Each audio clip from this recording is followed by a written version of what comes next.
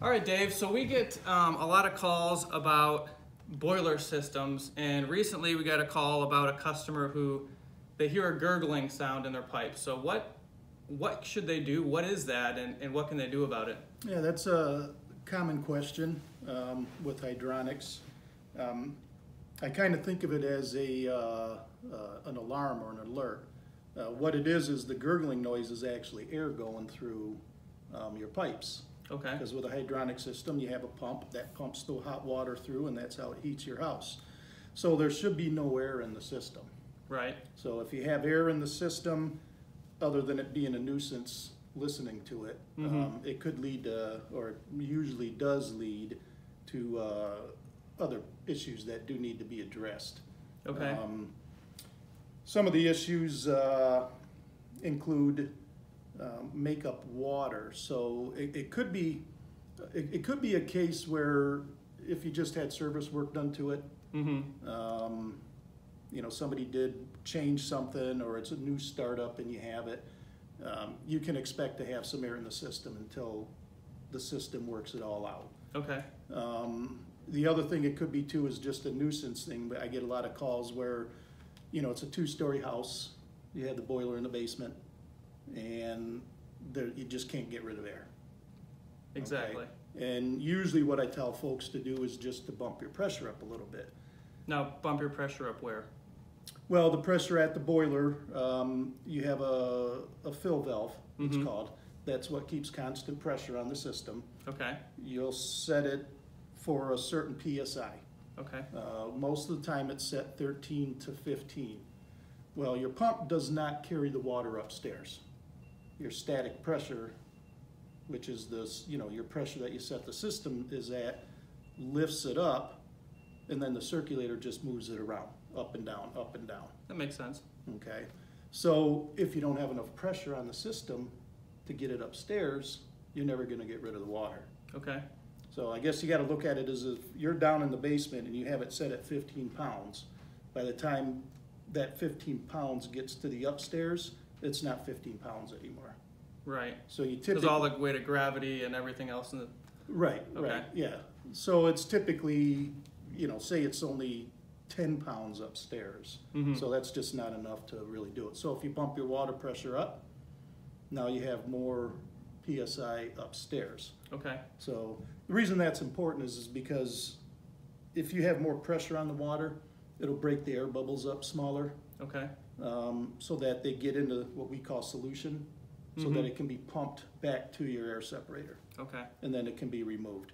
So you know, it's funny you say that. I know at my house, I hear gurgling occasionally upstairs, and I never hear it downstairs. So is that just because air is rising and it's getting up to the top? Well, it's getting trapped up there. Basically, you know, obviously air is going to go up. You know, it's gonna float through the water column. But yeah, it's just getting trapped up there. And as I said, once that happens, you don't have the flow to get rid of it. That's why I say bump that pressure up a little bit. Okay. Help squeeze the bubbles up, so now you have more water. So, and then it can get carried back down. So you're saying if you hear a gurgling sound in your system, it's probably air, and the best way to get that out, the first thing to try is bumping the pressure on your fill valve. Yes. So if it's set at 13 to 15, it doesn't take much. Try 18. Okay. And see what that does. Yeah. So, but let's not confuse, you know, air in the system, the gurgling noise, with, say you have copper fin tube.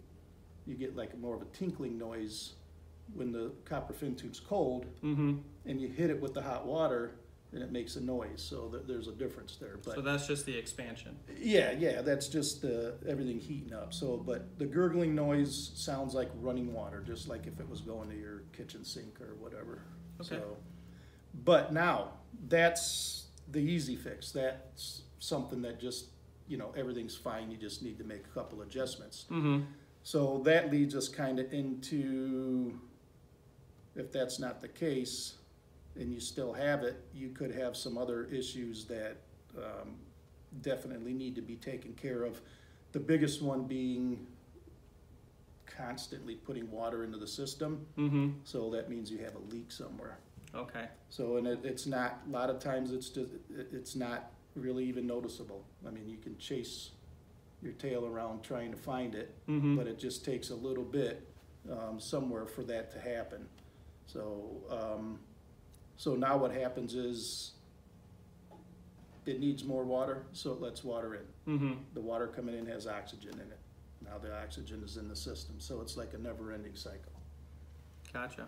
So, So that sounds like more information for another video. If someone has gurgling, they bump their pressure, how long before they should expect to hear that? Is that going to be like instantly, or maybe would it take a day or two for that water to circulate and any new air in that water to get good boiled question, out? because you don't want to, well, I did that and the next day it's like it didn't fix it. Mm-hmm. Well, it's tough to say. It depends on how much is in the system. Right. So the biggest thing is what time of the year is it?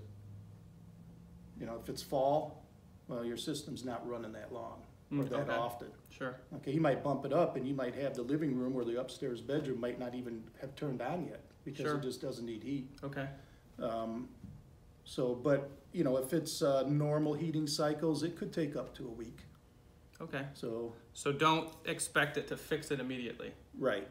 Okay. Very good.